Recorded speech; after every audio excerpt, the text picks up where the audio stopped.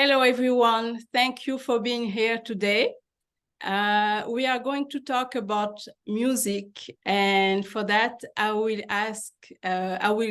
actually present you Jane. Hi, Jane. How are you? Hi, Beverly. I'm really well, thank you. How are you? I'm great. Thank you. Thank you for being here with us today. You're welcome. It's a pleasure and an honor to be asked. So thank you for having me. Yeah, you're welcome. And how would you describe yourself, and what has been your journey to where you are now as a music artist? It's interesting because I think I wouldn't have described myself the way I currently do when I started out. I started off quite an unusual route for a singer in that I wasn't really taught. I'm kind of self-taught singer, and all throughout school sang. I think I had about 2 years of private lessons. I vividly remember my tutor, lovely baritone, who was quite frustrated with my lack of practice, but did say, "Young lady, you have a Rolls-Royce engine in your throat, but I'd like you to work a little through my lessons." So that was my early memory of any kind of music training. I didn't really have any. And throughout uni, I was involved in a number of Gilbert and Sullivan performances. So I had a classical voice naturally. My early influences would have been Kate Bush. So even as a young child, I was precociously singing Kate Bush, Wuthering Heights. I remember it on a plane to Australia to see members of my family belting that out on the plane. So yes, I would say that I think the lack of training maybe knocked my confidence initially. And I remember leaving university, having done quite a few musical activities here and there. I did lunchtime recitals. We traveled to Germany with the music that we did, the performances. And I had one of those turning points, one of those crossroads. And I thought, well, I would, describe myself as somebody who would like to progress this, be a singer, be perhaps study classical opera training. And I remember having a discussion with my stepfather at the time. As I left uni, I studied languages, French, Spanish, Italian. And he said to me, "You don't want to be a singer. Why do you want to do that? You'll be impoverished and I remember at the time, because of the lack of formal training, I did have that self-doubt, I suppose, where you think, oh yeah, well, maybe he's got a point.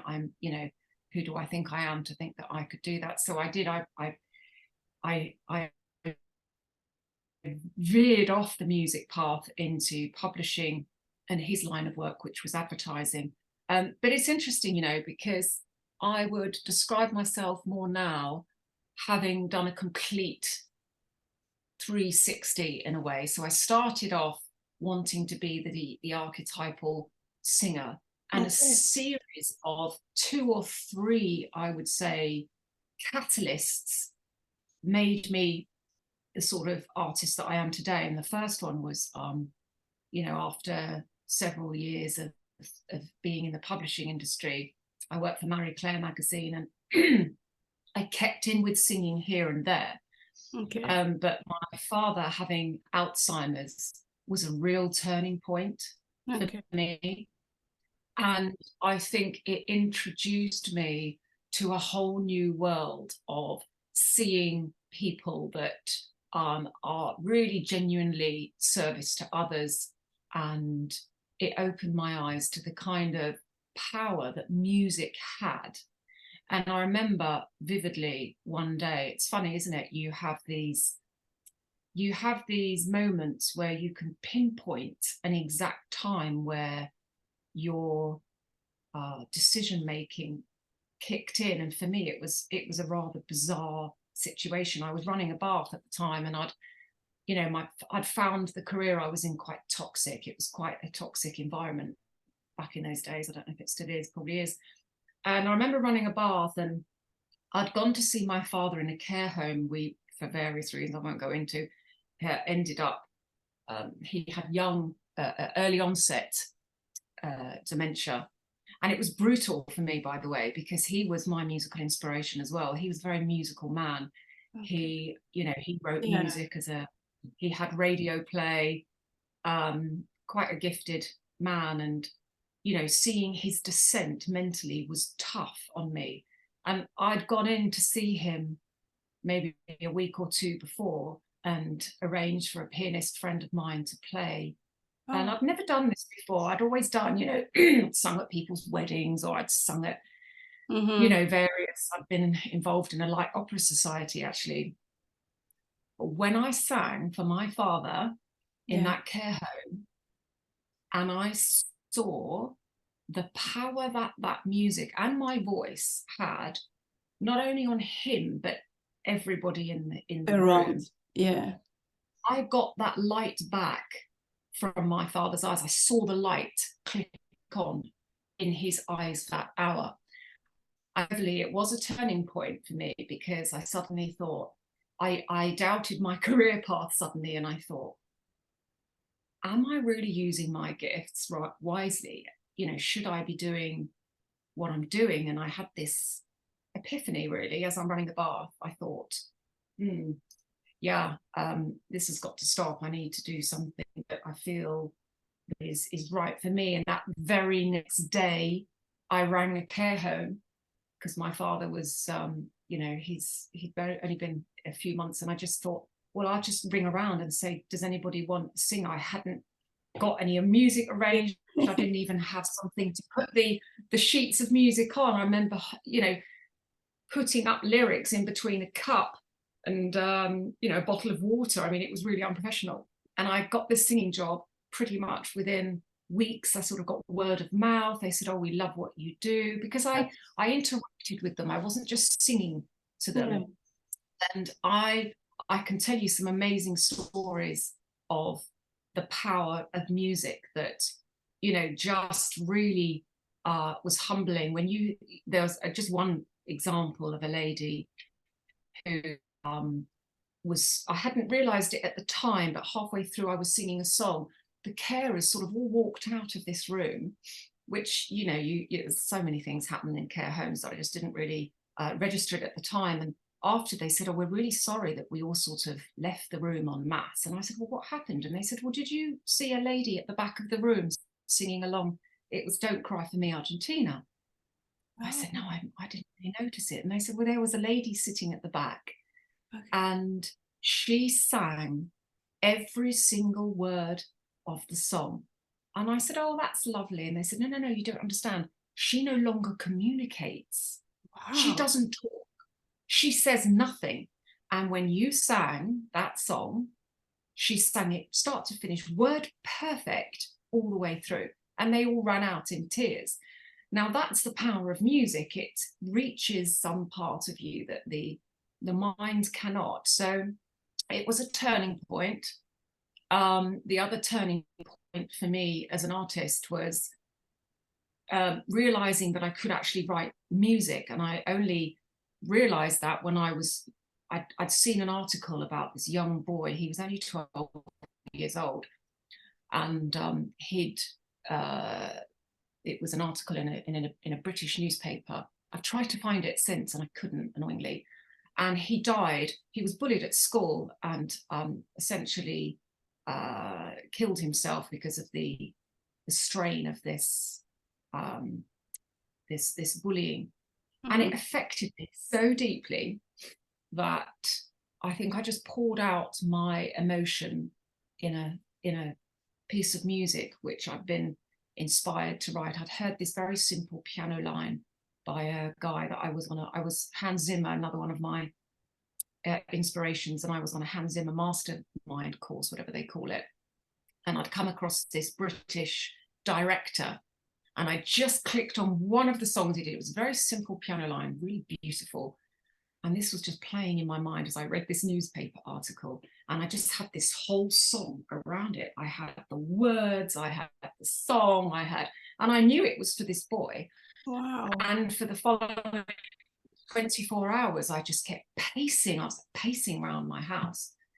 And I thought, wow, you know, I just have to do this song. So that was the second catalyst. And I would say, to answer your question in a really long-winded way, where am I now? Well, I've moved on from just regarding music as music. I think as my journey has progressed, I would now see myself more as a bridge. So I see myself a student, really, a researcher, because in the last, I don't know, 5-6 years, I've really been, what's the word? I've really been passionate, I would say, about understanding music's place in, you know, in the universe, and, you know, who are we actually? Who are we?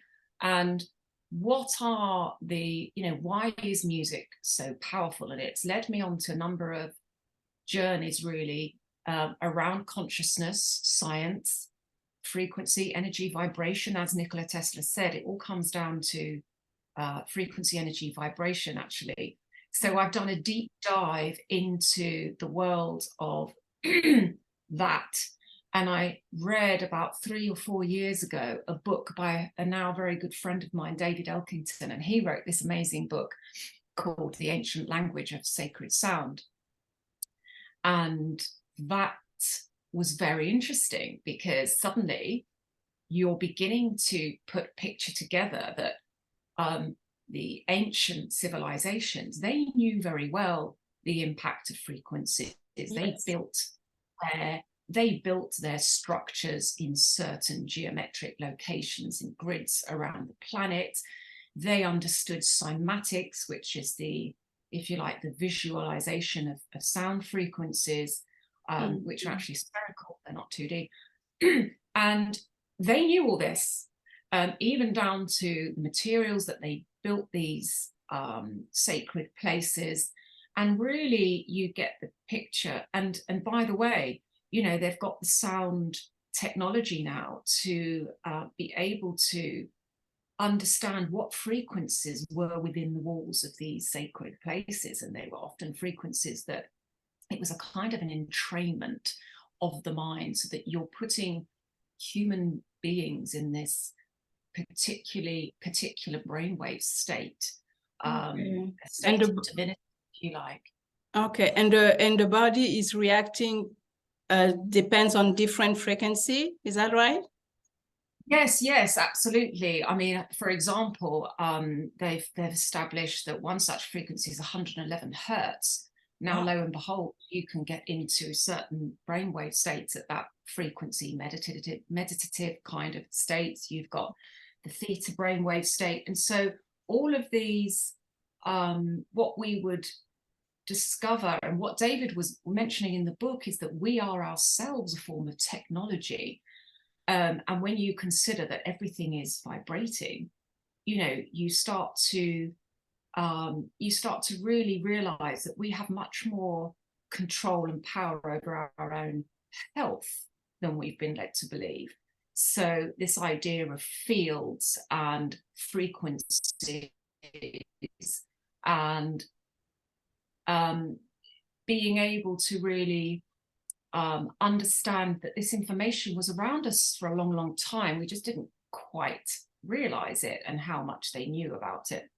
So, you know, for me, it's fascinating. So I've currently been spending the last few years, I'm currently doing a J108 course on sacred geometry.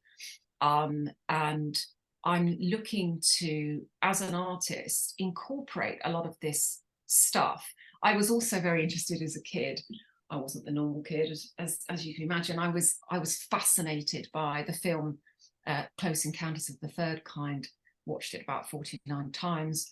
I had books on astronomy as a young child as well. So I was also at the same time several years ago, looking into the UAP, the UFO phenomenon, and I was incorporating all of this stuff into my music. So Arise was the song, by the way, that I started off with, which was completely dedicated to this young boy. And it was really about what I would have said to him if I'd had the chance. And it was largely piano and violins, I think, and vocals. I just kept it on my computer for a year, didn't do anything with it. And then Mayday was the song where I really started to experiment a bit with themes that are not your usual themes. You know, they were addressing this idea of, are we alone, and why are we having all of these experiences of religious art with these aerial phenomena and people around the world seeing all this stuff. So I was very interested in that. Started expressing that in the music. Quantum Leap again addresses this idea of science embracing consciousness, and the observation factor, us observing our environment changes the certain experiments as they found in quantum physics. So I was just really going for it, Beverly. I was just exploring how I can express this stuff musically. Okay. And it has moved on a little bit since then. I mean, about a couple of years ago, I had this shamanic version of myself come out in a song which was called The Healer. And that was quite interesting because that will come to my that come to my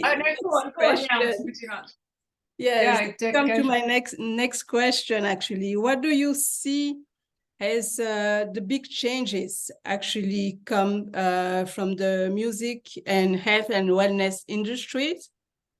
How do you see it for the next few years? Well, I see that, and I actually see that we are having a huge shift. I see a huge shift happening already. It's already here, whereby people are starting to realize that, and I'm not going to knock the pharmaceutical industry to the extent that others are. It has its place, right? But I think it's rather clear that we have been outsourcing a lot of our own power when we do have the ability to take responsibility and heal ourselves actually through our diet. And I think the exciting area for me is energy medicine, the energy technologies that are coming on board. They're already here. And Einstein himself said about the medicine of the future being frequencies. I think we're already starting to see it. And I think that, that will replace a lot of healing technologies, a lot of drugs. I think we're seeing all the traditional, all the traditional will change. Through traditional channels, we're seeing, for example, I've often posted quite a bit about some of these technologies. You've got Dan Winters, for example, with the Therify and the Quantify. You've got another similar unified healing EE system, and it's all about these energy enhancing systems, is these fields of energy. And my fascination with this goes back to the likes of people like Raymond Reif, who back in the 30s was understanding through these amazing microscopes that he was positing back then that certain illnesses and viruses were at specific frequencies. Everything had its specific frequencies, right? Every organ. And they're not necessarily specific either. They're a range, we're all different, but everything had its frequency. And back then was stating that with the input of certain specific frequencies, you can nullify, kill, or disable certain pathogenic viruses or cells. So this was decades ago, right? Yeah. That hasn't gone away. If anything, these guys, Dan Winters et al., they're building on this technology. But here's the thing. What I would like to see, and what I'm about as an artist in my own small way, because I'm not an expert in any of this, by the way, I'm just interested, I'm a researcher, and I'm attempting to be a bridge to all this stuff in the future through holographic technology to show these cymatics. But the main important thing is that let's not just rely on the technology. I mean, you've got the likes of people like Masaru Emoto, who was able to show that just by intention alone, our intentions, our words, our thoughts carry a frequency. And these incredible images of water frozen at specific points, the geometric shapes of water when subjected to various frequencies, and by the way, I mean thoughts and intentions. So you had positive thoughts of love creating these beautiful symmetric geometry shapes of water crystals. And if the subject of the intention was negative, it was hate, then lo and behold, these geometric shapes were misshapen, there were no real pattern to them. Now, when you consider that the human body is 70–80% water, what are those negative thoughts telling you? Yeah. So I think, we've got so much to learn. And I do think that, we've not been passed down information that perhaps back in the day, the tribesmen would bring down to the village. You would be passing down all this information about the world around us. The fact that, you've got Nassim Haramein talking about unified field. We're all interconnected at a bio level, all of our fields, I believe, and they're showing this, right? So we have an ability to influence that. We're receiving and transmitting these frequencies at a cellular level all the time in our field. And I do believe that these imbalances, dis-ease within the body starts in the field. It then works its way into the physical, right? Exactly. So music has a much bigger role than the music industry believes or understands. I mean, I would like to see music in the next 5 years take its place as being way more powerful, a healing modality. And we know it is. You've got people with tune forks and sound therapy. It's brilliant. I just did something with Jonathan Goldman, I think his name is, a few weeks back. Okay. This stuff is known, okay, but I would like to see that this knowledge just becomes a little bit more widespread. Because I think it's that idea of empowering ourselves with this information and music. I mean, back in the day, in the Pythagoras era, they were teaching this stuff, Beverly. They were teaching mathematics. They were teaching sacred geometry. They were teaching music. They were teaching philosophy. It wasn't different. It wasn't separated. And I think we need to get back to understanding that I think as humanity, we've kind of been led down this, dare I say it, and I'll say it carefully, we've been led down this path of conformity. We're conforming to these narratives and these understandings of material viewed science. And I think we need to expand our minds on a daily basis. We need to expand that, and it is happening. It is. Quantum physics is doing that job. Yeah, definitely. Yeah, so I'm already collaborating with people in this sphere that are really at the forefront of this shift that is going to bring a lot more understanding of our connectedness with our, oh gosh, I mean, a few years ago, I was reading with interest about the work of a guy called Cleve Baxter. He was a ex-CIA lie detector, polygraph, whatever they call it. And he did these experiments. Okay. And I'm not going to lie, I didn't look at my garden in the same way after I read this. He did these experiments where, probably out of boredom one day, he was hooking up these plants, these big leaved plants, to the lie detector test, and he burnt the leaf of a plant, and he was getting these reactions, these reactions in the field on his light on the polygraph. And he thought, that's, slightly strange. Well, he progressed these experiments, and he got these really anomaly readings, because even as he thought to burn the leaves of the plant, he was getting this stress reaction from the plant. He was getting a stress reaction from the plant when he burnt the leaves of other plants in the room that were hooked up, and plants nearby were getting the stress reaction, even though they hadn't been burned.